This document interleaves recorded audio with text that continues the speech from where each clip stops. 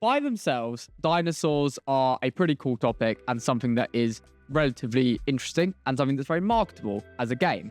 However, when it comes down to making the game about dinosaurs, you become into a lot of problems if you're just making a solely dinosaur-focused game.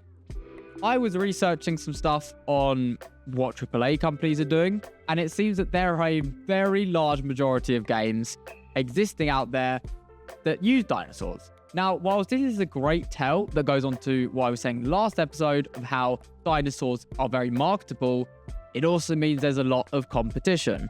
And that is why I've decided to pivot very slightly and go with a different take on the theme that will be used for a unique selling point.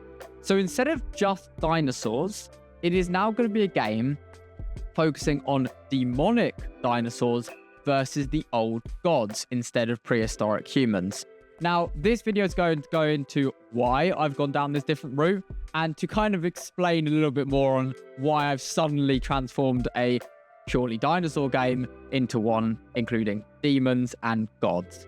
On top of the new theme, I've added a bunch of new features, including a randomized card system for when you destroy a forest, a day and night cycle, which also interprets as a wave system, as well as a coin, meat, souls counter to keep track of the resources you get from each wave. I've also implemented a very basic main menu and a few new towers like the sniper tower, basic tower, and spike aura. And to kick off our new theme, I've added the very first demonic dinosaur, the demonic trike. I cannot wait to show you all the new stuff, so let's jump right in. In my previous devlog, I showed you all the prototype for how I want my game to function. Now, while I think the game loop was fun and had massive potential, I was limited by several things. Number one, the visual style of dinosaurs and low poly would make it very difficult to have my game stand out amongst other successful dinosaur titles, such as Ark Survival Evolved, which has, you could argue, realistic dinosaurs and just well-modeled dinosaurs that look visually appealing. And if you compare a raptor from Ark to a very low-poly raptor that I would make, you're going to be more drawn towards the higher version. Now, saying it is a AAA versus indie, it should still be taken into consideration. Indies are competing with AAAs. So, this is why I needed to put a spin on it. Number two, I discovered that adding in any kind of human or element that would make the game massively overscoped in terms of animation would be a massive downfall to the game's development.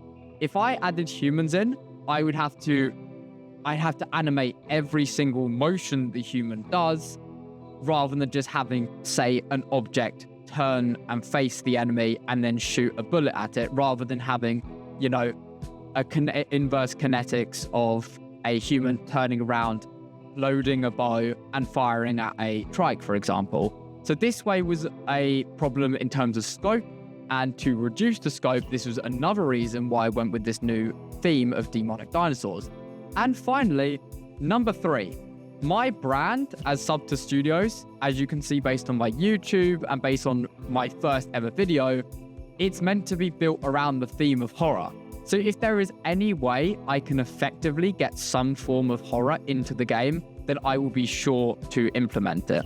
Now, taking all of this into account, I found that going with this demonic dinosaurs theme would massively enhance the game's overall potential, based not just on the visual appeal, but based on what possible gameplay this could introduce, which I will go into in the next section, which will also show off what the game now looks like. Welcome back to the project. Now, I have just opened this up in a different window, and there should not be shadows. Oh my god, okay. I'm gonna expect my computer to blow up, but we're gonna just hope it doesn't, because I usually do this in the editor, and I wanted to try something different, but clearly it looks better. So anyway, let's get straight into it. Starting off, we have a upgraded forest. So visually, not much different. All I've done so far with the forest is just expand how big it is. I found that while playtesting the previous version, forest is a bit too small. I think it was a 5x5 grid, and it's now 9 by 9, or it might be 10. 9 by 9. Yeah, it feels like it's a bit of a longer game, a bit of a longer run, and generally improves the gameplay time. It takes about 20 to 25 minutes to complete a run, if you complete the run, that is. Now, immediately compared to the last devlog, now again, nothing's changed visually, but it's all in the blueprints that have been changed. I've been focusing on mechanics and the underlying areas within the game, and also a bit of UI. So, we now have a currency counter in the game. When you kill a dinosaur, it will add a certain amount of meat to the counter. This can be spent in the actual run, or you can come out of the run when you get defeated and go into survival store and buy permanent upgrades. Secondly, there's a day counter now. The day counter just tracks your progress. Like you'll get to each day will be more ways. This is very customizable when it comes to how many days you're going to do, because there isn't like day 30 is when this happens. It's going to just literally there to count the days to, you could get to day 90 or you get to day 30, all depending on this next section, which I'm going to talk about, which is now the difficulty system. So, when you start the game, you are given the choice to destroy up to 3 forest sections. If I destroy 1 forest section, like I've just done there, I get prompted to get some cards. I get given the option to choose between attack, defense, and farm. Attack cards are spells and things you can use actually in the runtime when the wave starts. Defenses are things you build to defend, and farm are like the support cards. So this would probably be more like spells, defenses, and support rather than these 3 titles. Currently, there isn't really much in the farm. There's only a campfire, which will increase the amount of meat you get, but I'll probably be changing that based on the new theme of demons rather than just primitive survival. But currently, the only one that's actually functional is the defense card. So when I destroy a forest, I click on this. It's going to give me 1 out of 3 possible options. For now, it will be 1 out of 10, and that will come down into different things later on. But I've been given, basically, if I can show this off a bit better, I've been given a basic watchtower and a sniper tower, just like randomly. This adds a little bit of, it changes up each run. You could start the game with 3 basic towers, 3 sniper towers. If you get 3 sniper towers, you may as well restart, which is something that probably I don't want to include. But if I now click this and click defense, it's just added another sniper tower out of the random 3. So this is now basically set my game mode to the maximum difficulty. I cannot destroy any more until I have, as you can see up there, until I have started the wave and completed the waves. So I'm now going to have to build a defense. So I'm going to start with the basic tower and put this just kind of in the center. The basic tower has shorter range but faster fire rate. This will just be used as a very easy thing to get used to. It's just a turret, basically. As for the sniper tower, it doesn't really matter that much now, but it will prioritize ranged enemies. Currently, there's only the trike in the game, which is obviously melee, so it will target range first, because this targets the closest enemy, which means if you have a bunch of dilophosaurs in the background shooting it, it won't be able to target them until all of the front are cleared. These things will solve that. That's just a little bit of game design that I decided to add in early on. But to demonstrate now what happens when I press start night, it activates the day and night system, and as you can see, we're now getting attacked by dinosaurs. Now, you can't really see them, but these are spider trikes, and I just think being able to design a model for a dinosaur that isn't just purely a triceratops is a lot more fun, and overall, I think it just looks a lot better. So moving on, I've now completed the first wave, and I've been able to show off 2 of the new defenses, or the new pieces of content. Basic tower, sniper tower. Now we just have to hope we get the spikes aura. So we're going to go through. I'm going to set the hard mode again. And I got 2 of them. The spikes aura basically acts as spikes, but as magic. When they step on this, it's going to poison them, so that when they, if I should probably put it further back, but when they hit this, they will be taking a certain amount of damage every second until they die. So let's start wave 2. I forgot to place one down, actually. Let me put down a basic tower in back. There we go. Now, as you can see, all of my turrets use homing projectiles, because that's currently the only system that seems to work. As you can see, the sniper towers have a 2-second delay on them, whereas this only has like 1. And the spikes defenses have clearly worked very well. So that's the general gameplay loop, complete level. Now I want to show off what happens if I die, and I should just be able to do that by not placing any defenses down. And I should just get absolutely slaughtered here.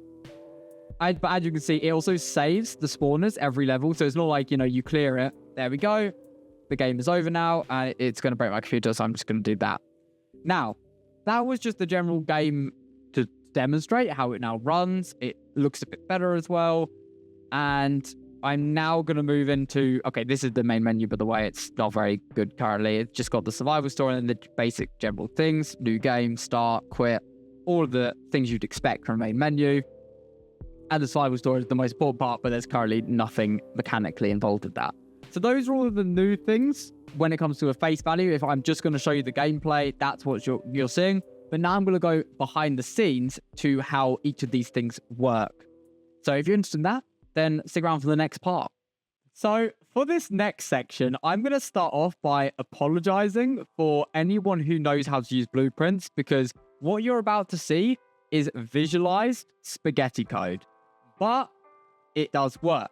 I'm going to go through 5 different things. These are all the most complex systems that I've made so far, and trying to just talk through how each one works. I'm not going to go through and be like, okay, we're going to go through each individual node. I'm just going to explain what each section overall does. Starting off with the first enemy in the game is the BP Evil Trike. I try to keep everything named so that in the future, if I happen to work with a team, I have the naming conventions sorted. So we're going to start up here. When the Trike spawns in, it's basically going to find the HQ. These things are like the siege units, so they're going to ignore everything else and they're going to rush straight for the HQ. It uses a basic AI move to like node. It's not the most complex thing. It just finds the location of the HQ and moves it towards it. And that's basically all I had to say about that.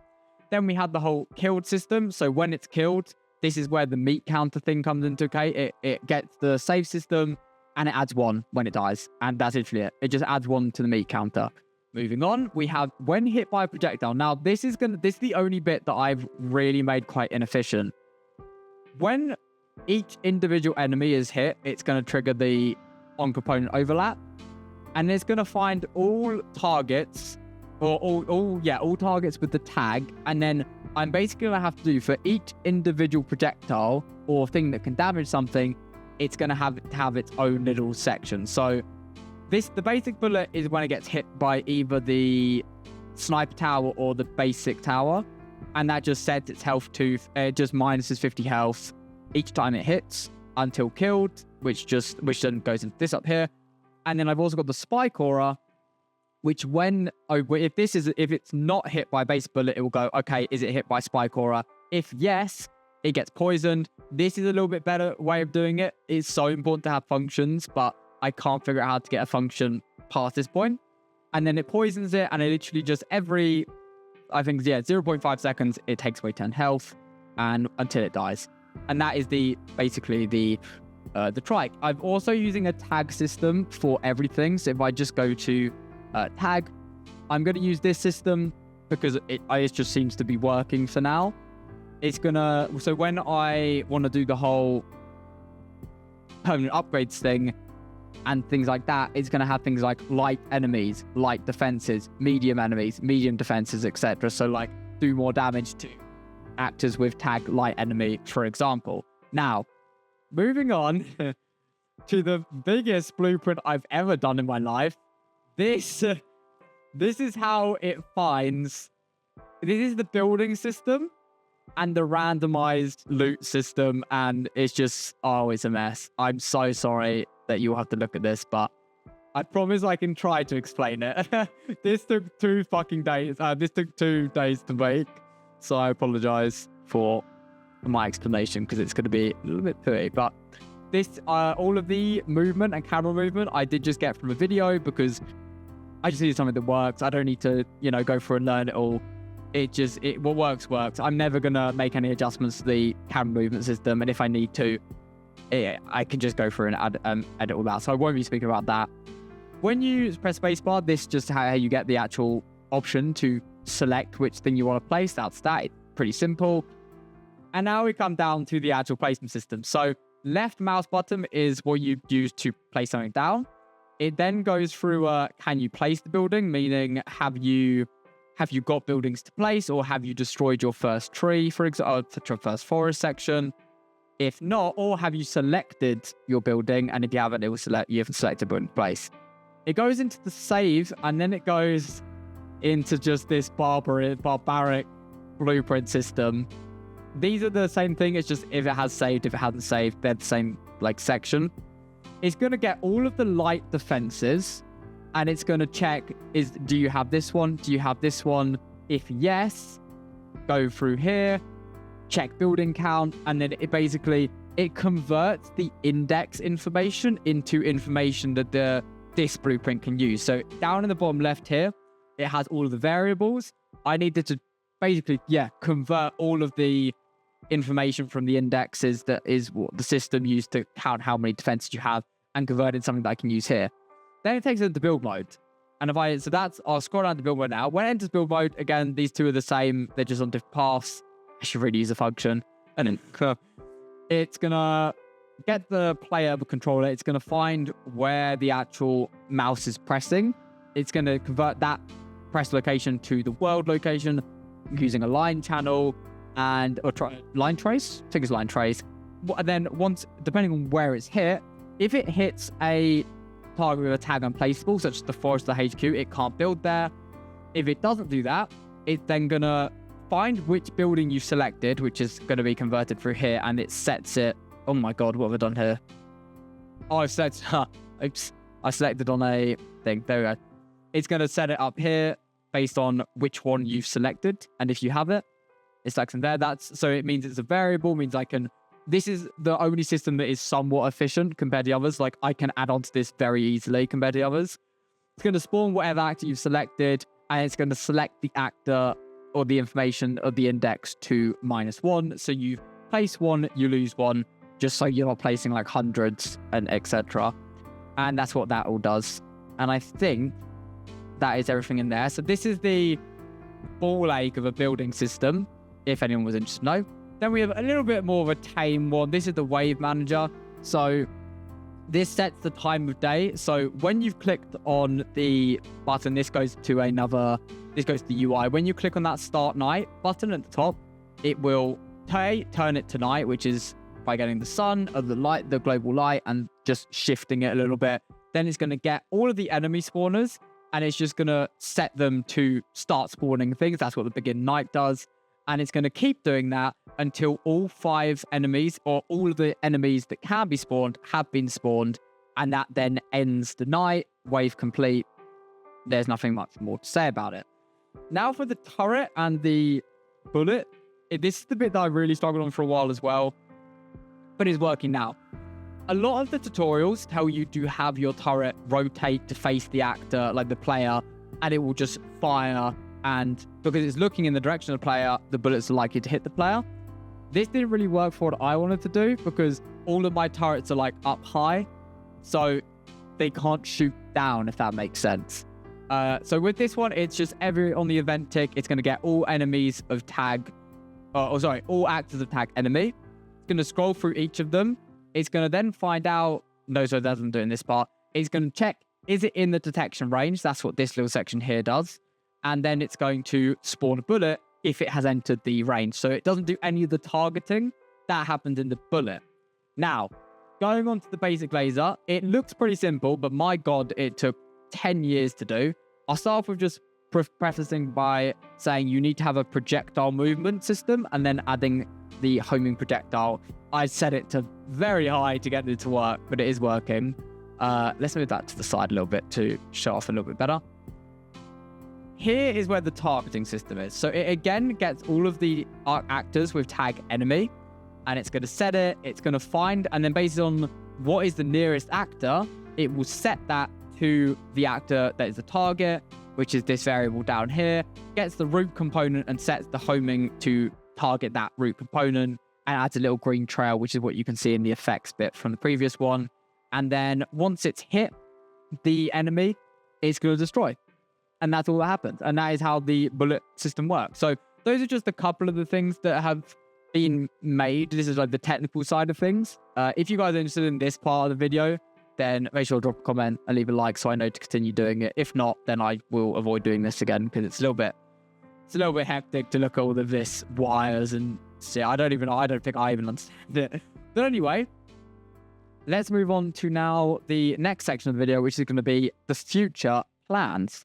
So, as you can see, the game has now got a much better direction. It has a better theme, I think, and it is now something that feels a lot more tangible. In the prototype, it just doesn't feel good to look at something that is a prototype. As long as obviously you should focus on the gameplay and prototypes, but it's nice to be able to look at what you've done and go, okay, that actually does look somewhat interesting. I could look at this for a while without my eyes bleeding. That's the number one to start with. Secondly, where am I going from this point onwards? As you can see, some of the main systems are now in place, so I can start front-loading content. I really want to get a playtest out for the people in the Discord before I go on holiday, which will be on the 22nd of this month, which is I don't know what month it is. I think it's August. I'm going to say it's August. It is August. I've checked. And I'm going to be away for 2 weeks, which means there's going to be a slight drop in video rate for just, I think, total of 3 weeks, because this video is going up today and then blah, blah, blah, 2 weeks on. I won't be able to upload video.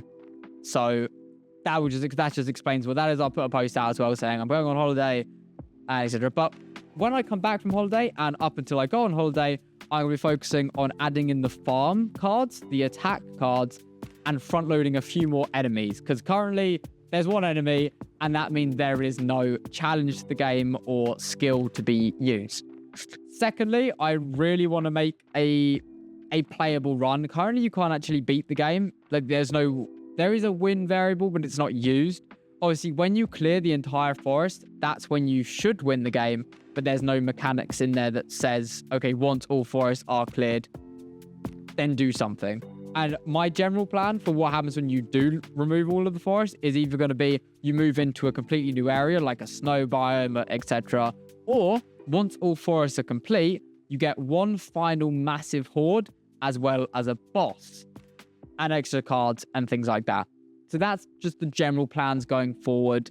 I hope you've all enjoyed this video. If you have any comments, please, God, leave them. I need some criticism or something to, some feedback, basically. If you have any feedback whatsoever, bad or good, please leave it down in the comments below. I'll be reading every single one and answering them all. Other than that, thank you all very much for watching, and I will see you in the next devlog.